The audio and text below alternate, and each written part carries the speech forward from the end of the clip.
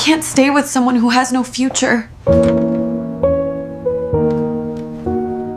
My name's Jake, and until last October, I genuinely believed I had my life on track. I was working as an IT systems analyst in Tacoma, Washington. Nothing fancy or glamorous, but it was steady work with solid benefits and a salary that let me sleep at night without checking my bank balance first thing every morning. I was engaged to Lisa Hartman. She was 32, worked in marketing and advertising for a mid-sized local agency, and we'd been living together for about 2 years. Got engaged 8 months before everything completely fell apart. She used to talk all the time about wanting to grow with someone who has drive and ambition. She'd say this stuff during dinners, on long weekend drives, basically whenever we discussed our future together. I believed every word of it. Why wouldn't I? We were building something together, or so I thought. Then the corporate merger happened. My company got swallowed up by this massive tech corporation based out of Seattle. Standard business acquisition stuff. They did the whole restructuring thing and only kept about 40% of our original staff.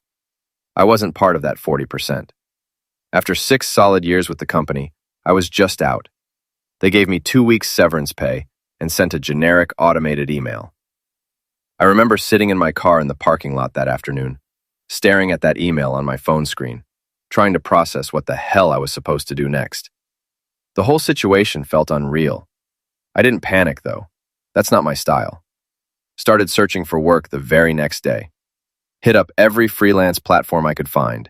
Reached out to everyone in my professional network. Applied to anything remotely related to my field and skill set. The major problem was that half of Tacoma's entire tech sector was consolidating at exactly the same time. Companies were technically hiring, but nobody was actually bringing anyone on board.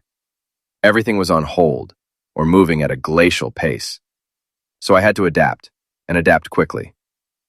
I sold my car, a 2020 Toyota Camry that I'd been driving for 3 years. Nothing fancy, but it was reliable, and I got about $12,000 for it. That money bought me some breathing room, some time to figure things out. I started picking up whatever small IT contract work I could find from home.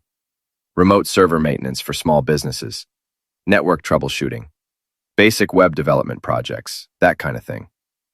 It definitely wasn't glamorous work, and it sure as hell wasn't what I'd envisioned myself doing at 35 years old, but it kept the bills paid and the lights on. Lisa didn't see things the same way I did. At first, she seemed supportive, or at least, she acted like she was being supportive. She'd ask how the job search was progressing, tell me that things would turn around soon, the usual encouraging stuff. But I could feel something shifting in her attitude. It was subtle at first, but became more obvious as weeks went by. It was in the way she looked at me when I was working at our kitchen table instead of commuting to a proper office like I used to. The way she gradually stopped mentioning wedding venues and planning, and started talking about how we should take things one step at a time, and not rush into anything major right now. Our conversations got noticeably shorter. The silences between us got longer and heavier. She started staying late at work more frequently. Started going out with her friends on weekends without inviting me or even mentioning it beforehand. I didn't push the issue or start fights about it. I figured she just needed some space to process everything. And honestly, I was way too focused on trying to keep us financially afloat to have the energy to fight about relationship dynamics. Then came this particular Tuesday morning in early October last year. I was sitting at my laptop finishing up a contract job for a small business client over in Olympia. Lisa walked into our living room already fully dressed for work, coffee mug in hand like any other morning. She sat down on the couch directly across from me. I looked up from my screen, expecting her to say goodbye like she normally did before heading out. Instead, she just stared at me for this long, uncomfortable moment. Then she said it, just straight up said it. I can't stay tied to someone who has no future ahead of them.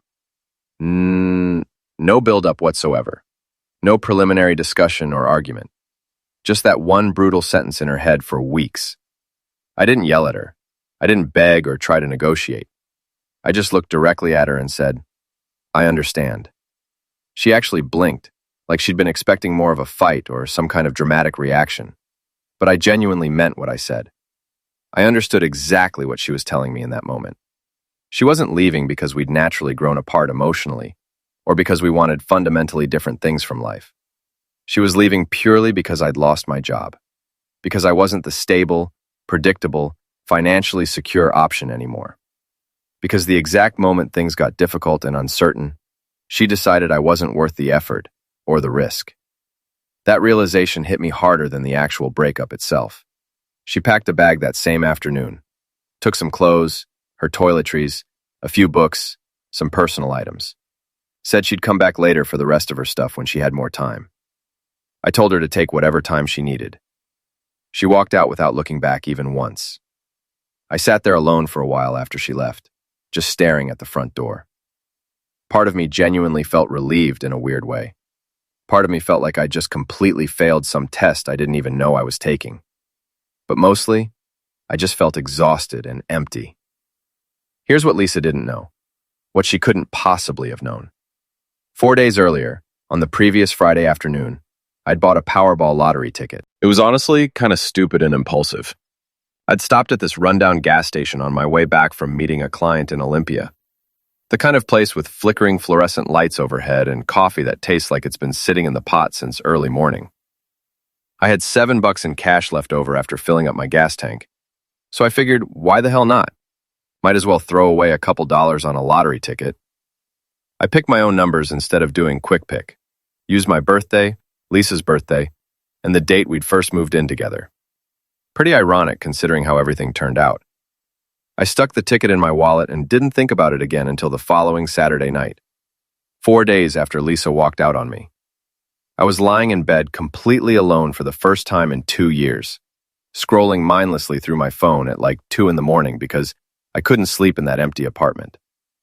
I saw a news alert about the Powerball jackpot being won by someone in Washington state. Single winner. I almost scrolled right past it without thinking twice.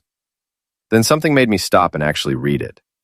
I got out of bed, walked to the kitchen, and started digging through our junk drawer where I'd casually tossed the ticket. Found it crumpled at the bottom, underneath old receipts and rubber bands.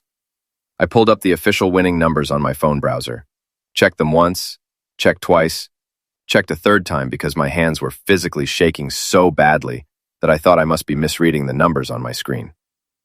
Every single number matched perfectly. All 6 numbers.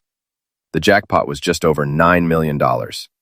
After federal and state taxes and taking the lump sum reduction instead of annuity payments, I was looking at roughly $4.8 million, give or take. It was the kind of life-changing money that instantly erases every single financial problem I'd been drowning in for the past 3 months. The kind of money that completely transforms your entire existence overnight. I sat there in my kitchen at 2:30 in the morning, just staring at that ticket in my hands. And I didn't feel happy or excited or relieved. I felt cold inside.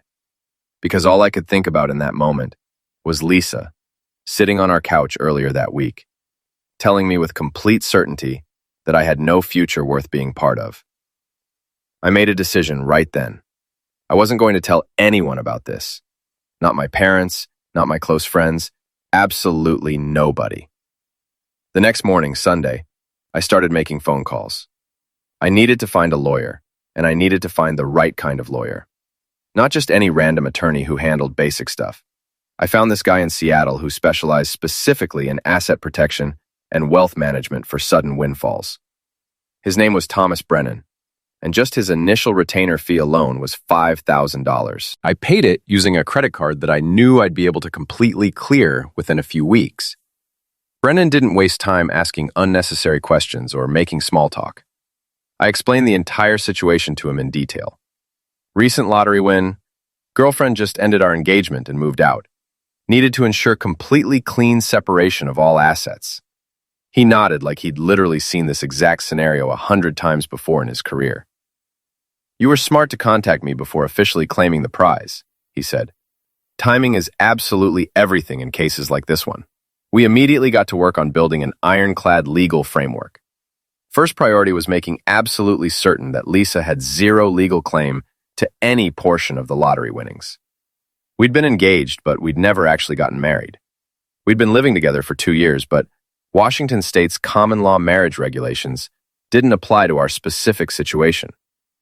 The lottery ticket had been purchased solely in my name, using my personal funds, 4 days after she'd already made the decision to leave me and move out. Brennan meticulously documented absolutely everything. The exact date she moved out, the precise timeline of when the ticket was purchased. Every single relevant detail. Then, we went even further to protect everything. We closed the joint checking account that we'd opened together when we'd first moved in. I transferred my half of the money out first, then formally submitted a request for account closure. I removed her completely as an authorized user on my personal credit card. I contacted our apartment landlord directly and informed him that Lisa would no longer be residing at the address, and that going forward, I would be solely responsible for the lease and all rent payments.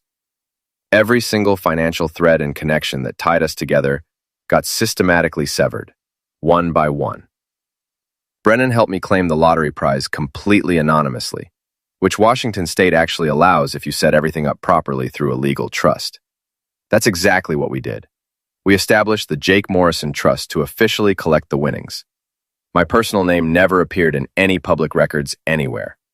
No press conference with cameras, no oversized novelty check, no local news interview. Just a secure wire transfer into a private bank account that only I had access to. The entire process took about 3 weeks to completely finalize. 3 weeks of endless paperwork and lawyer meetings and sleepless nights where I kept obsessively checking my phone, half expecting Lisa to suddenly call and say she wanted to talk things through and work on our relationship. She never called once. She'd moved in with one of her friends across town, and according to her Instagram, which I checked exactly 1 time before permanently blocking her, she seemed perfectly content and happy with her decision to leave. Once all the money was secured and legally protected in early November, I made another major decision. I was leaving Tacoma completely. There was literally nothing keeping me there anymore. No job, no relationship, no compelling reason whatsoever to stay in a place that had become nothing but a constant, painful reminder of everything that had just completely collapsed in my life. I started researching properties in Idaho. I wanted somewhere genuinely quiet, somewhere peaceful, somewhere that nobody would find me unless I specifically wanted to be found. I found this beautiful house just outside Coeur d'Alene, right near the lake. 3 bedrooms, 2 full bathrooms, sitting on 2 acres of land with an incredible view of the water. It wasn't some massive mansion, but it was beautiful in a way that felt earned and real. The seller was asking $350,000. I offered $380,000 in cash with no inspection contingencies and a closing date in just 10 days. They accepted my offer within an hour. I packed absolutely everything I owned into a U-Haul truck I rented for the weekend. Clothes, books, my entire computer setup, a few pieces of furniture I actually cared about. Everything else I either sold cheap or just left behind in the apartment. I didn't tell a single person I was leaving Tacoma. I completely deactivated both my Facebook and Instagram accounts. I changed my cell phone number entirely. I updated my mailing address with the post office to a private P.O. box in Coeur d'Alene. As far as anyone in Tacoma was concerned, I had simply vanished into thin air. The drive to Coeur d'Alene took approximately 5 hours. I made the drive on a Wednesday morning in late November, when the roads were clear and the air was cold and crisp. I remember pulling up to my new house for the very first time as the legal owner, stepping out of the truck and just standing there in the driveway for several minutes, taking it all in. The lake was perfectly still, like glass. There were pine trees absolutely everywhere surrounding the property, and the only sound was wind, gently moving through the branches. No traffic noise, no neighbors yelling, no Lisa telling me I had no future worth investing in. I moved into the house that same day, spent my first night there sleeping on an inflatable air mattress in the empty living room, because my furniture delivery wasn't scheduled until Friday. I didn't care at all. For the first time in months, I felt like I could actually breathe freely. I wasn't stupid or reckless with the money. I knew that $4.8 million could disappear faster than most people realize if you're not extremely careful and disciplined. I kept about $250,000 liquid and easily accessible for living expenses and any emergencies. The rest went into a carefully diversified investment portfolio. Index funds, bonds, some real estate investment trusts. Nothing flashy or risky. Brennan connected me with a financial advisor in Post Falls, who specialized in helping people manage sudden windfalls. We met once a month to review everything and make adjustments. I started doing volunteer IT work for various local nonprofits around the Coeur d'Alene area. Animal shelters, food banks, a youth community center that desperately needed help setting up their entire computer network. I never mentioned anything about the money to anyone. I just showed up when I said I would, did the work properly, and left. It felt genuinely good to be useful again, without it being directly tied to my own financial survival. 3 quiet, peaceful months went by. Really good months. I went hiking on local trails. I read books I've been meaning to read for years. I actually learned how to cook properly, instead of just constantly reheating takeout food. I met new people at the local coffee shop in town, had relaxed conversations that didn't revolve entirely around work stress or relationship problems or money worries. I genuinely started to feel like myself again. Or maybe I was becoming someone completely new. I wasn't entirely sure which, and I didn't really care. Then in late February, Lisa somehow found me. I was sitting at my regular table at this coffee shop called Mountain Grounds in downtown Coeur d'Alene when I received the first message. It was a Saturday morning, about 2 weeks before March. I'd become a regular customer there over the winter months. Small, comfortable place with decent espresso and good pastries. I'd sit by the front window with my laptop, work on some freelance projects I'd picked up just to keep my technical skills sharp. Watch people walking by on the street. Normal, peaceful stuff. My phone buzzed on the table. Unknown number, but the area code was definitely from Tacoma. I almost didn't open it. Then I saw the message preview. "Jake, it's Lisa. We need to talk." I stared at it for a long moment. Then I deleted it without responding. Went back to my coffee and my work. 10 minutes later, another message came through from the same number. "I know you're upset with me, but please, I just want to explain everything." I blocked the number immediately. That should have been the end of it, but Lisa was absolutely nothing if not persistent. Over the next 3 days, I received messages from 4 different phone numbers. Some were clearly from her. Others were from mutual friends we'd had back in Tacoma, people I hadn't spoken to or heard from since I left. "Hey man, Lisa's really trying to reach you. Can you at least hear her out? Jake, she's genuinely sorry about how everything ended between you two. Maybe give her a chance to apologize properly." I breached every single number without responding to any of them. Then she escalated and started calling. I'd changed my phone number completely, but somehow she managed to get the new one. Probably convinced someone at my old apartment complex to give it to her. Or maybe she got one of my former coworkers to dig around for it. I never picked up a single call. I let every single call go directly to voicemail, and I deleted each voicemail message immediately without listening to it. I knew exactly what she wanted. I didn't need to hear her actually say it. On the 4th day, she showed up in person. I was coming back from a long hike up a nearby trail, still wearing my boots and thermal layers, when I saw her car parked directly in my driveway. It was her white Nissan Altima, the exact same car she'd been driving since college. She was sitting inside with the engine off, just waiting and watching. When she saw my truck pulling up, she immediately got out. I parked my truck, grabbed my hiking backpack from the passenger seat, and walked directly toward my front door without acknowledging her presence at all. "Jake?" she called out. Her voice was exactly how I remembered it. Controlled and measured, like she'd spent time carefully practicing what she was going to say. "Jake, please, just give me 5 minutes of your time." Relinquent my front door with my key already in hand. I didn't turn around to look at her. "You should leave, Lisa, right now." "I drove 6 hours to get here," she said. There was a noticeable edge in her voice now, frustration clearly creeping in. "The absolute least you could do is look at me." I unlocked my door, stepped inside my house, and closed the door firmly behind me. For just a second, I felt that old, familiar reflex, that automatic impulse to hear her out, to give her that chance she was asking for. But I consciously let it die right there. I heard her footsteps on the gravel driveway coming closer to the door. She knocked 3 sharp times. Then silence. Then 3 more knocks. "I know you're angry with me," she said loudly through the closed door. I know I hurt you badly, but Jake, I made a terrible mistake. I was scared and panicked when you lost your job. I didn't handle the situation well at all. I'm genuinely sorry. I want to fix this between us. I stood there in my entryway, just listening to her voice.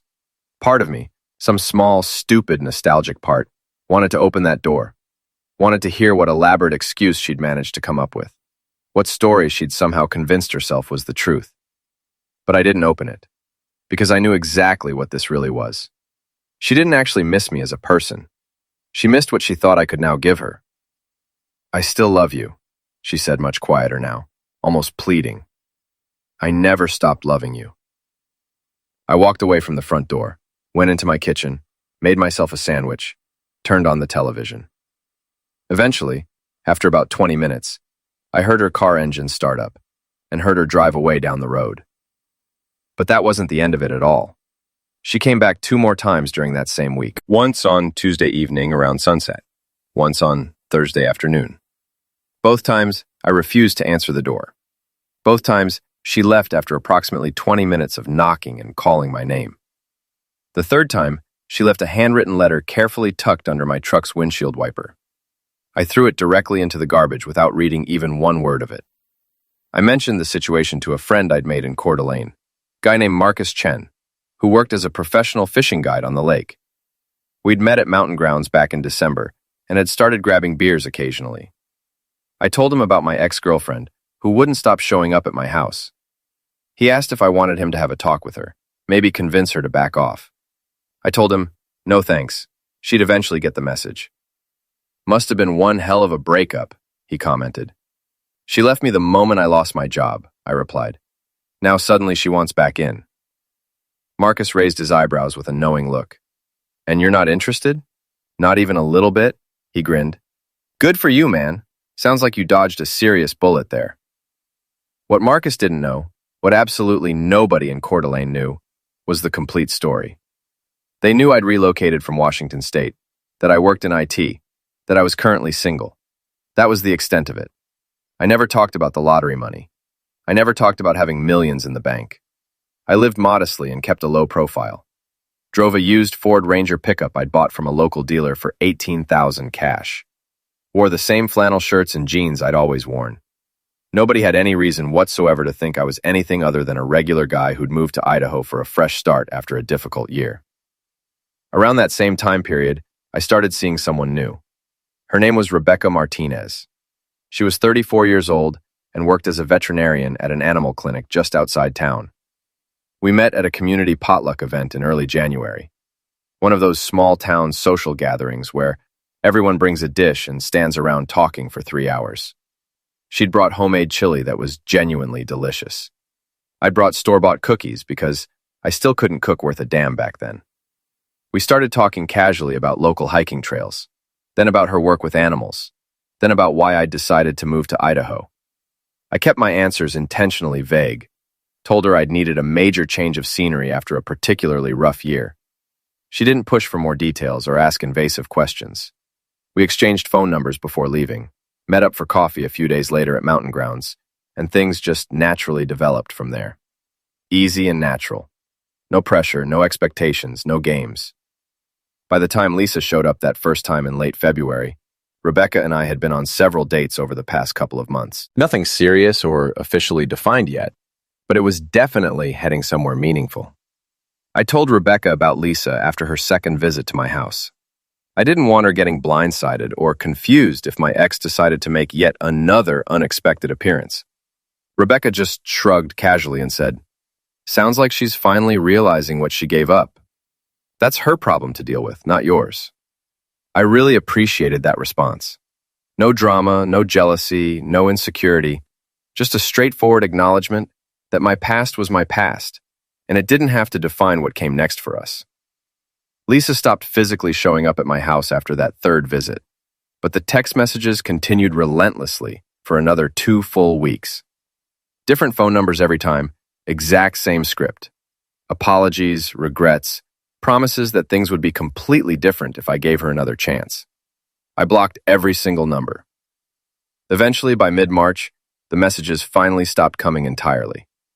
I found out later through a mutual acquaintance who reached out to me on LinkedIn before I blocked him too, that Lisa had been actively telling people back in Tacoma that she and I were simply on a break, that she'd needed some space and time to figure things out, and now she was ready and willing to work on the relationship properly.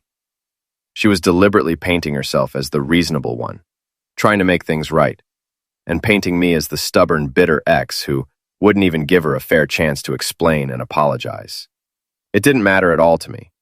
The people who actually knew the real truth knew it. The people who chose to believe her manufactured version of events weren't worth the effort of correcting. I'd learned a long time ago that you absolutely cannot control what other people think about you, or what stories they tell themselves. You can only control how you choose to respond to it, and I chose not to respond at all.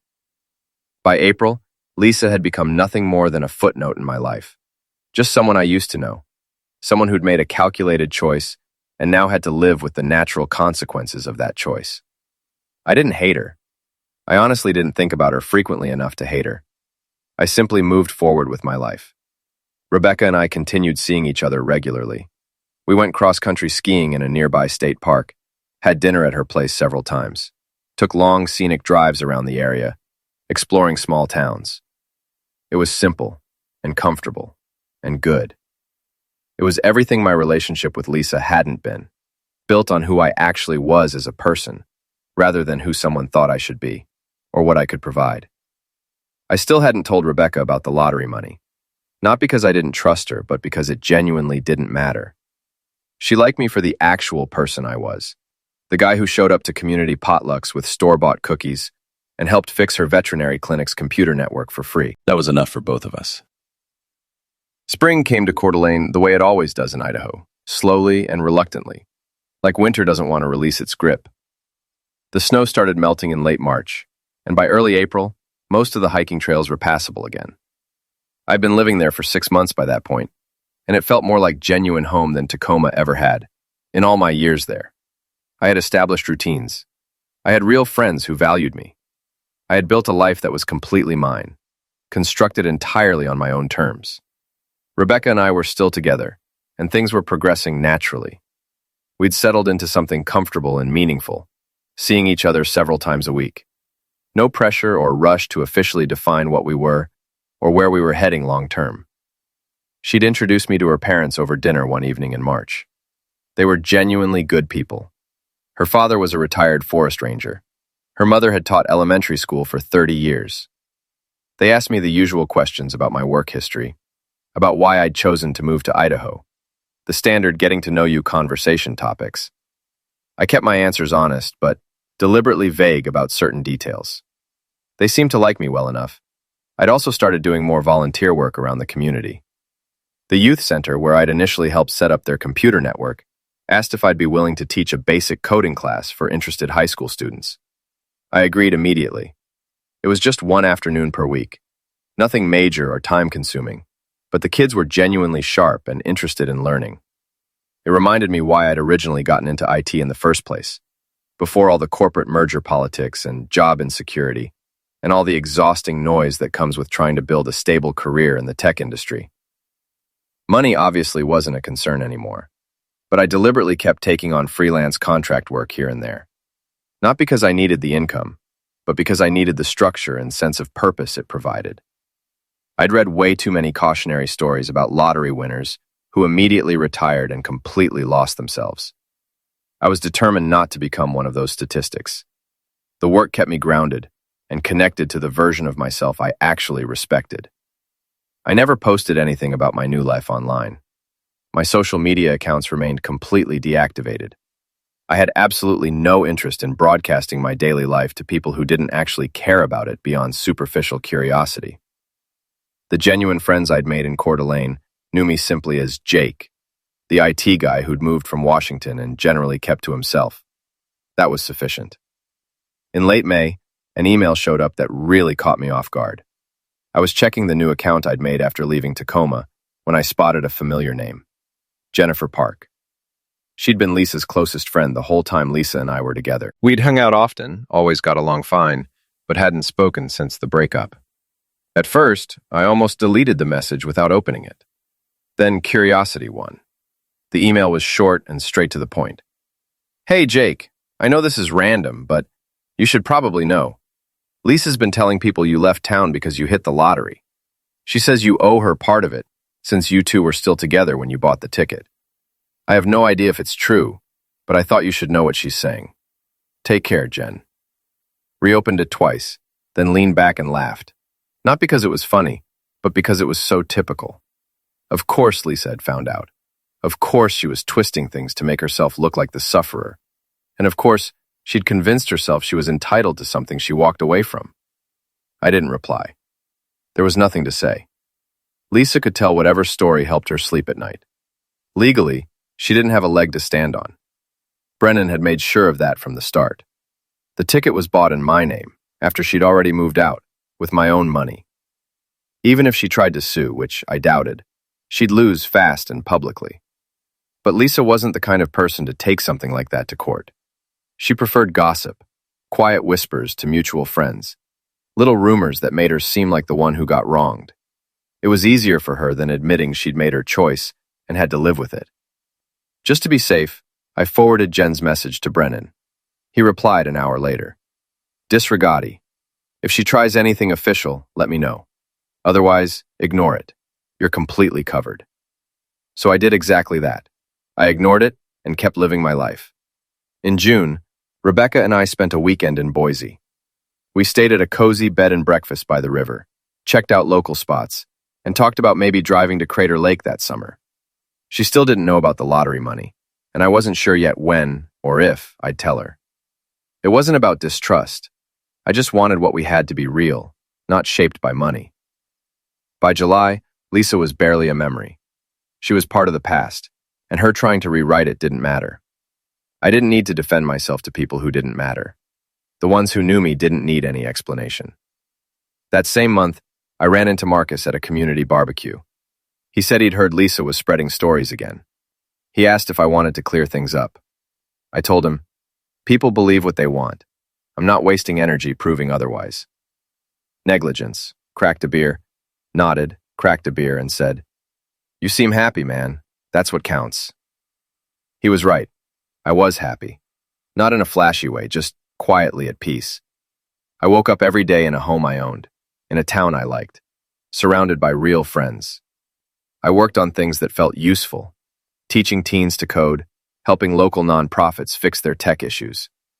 My money was safely invested, but I lived simply, like I always had. That balance felt right. The irony wasn't lost on me. Lisa had left because she thought I had no future. But that future showed up anyway, after she was gone. And honestly, I preferred it that way. If she'd stayed, I'd have shared everything with her and tried to make it work. But she didn't. She made her choice, and choices come with consequences. I never gloated or rubbed it in. I didn't message her, didn't brag, didn't say, Look what you missed. I just lived my life, quietly. That silence said everything that needed to be said. People think revenge has to be loud, dramatic, full of payback. But real revenge is simple. It's living well. It's moving on, building something better without them, showing that their absence didn't break you. It freed you. Lisa wanted me to fail. She thought I'd fall apart and prove her right. Instead, I vanished from her world. I rebuilt mine. I found peace in a place she'll never see, with people she'll never meet. And when she finally realized what she'd lost, I was long gone. That's the thing about walking away from something toxic. You don't look back. You don't keep score. You just keep moving forward. Now, almost a year later, I'm still in Coeur d'Alene, still with Rebecca, still teaching, volunteering, hiking, and living a life that's completely mine. The lottery money's there, invested and untouched, but it doesn't define me. It's just a reminder that sometimes luck finds you when you least expect it. Lisa's still back in Tacoma, probably telling her version of the story. Maybe she's happy, maybe not. I don't think about it anymore, because I found my future, and it never included her.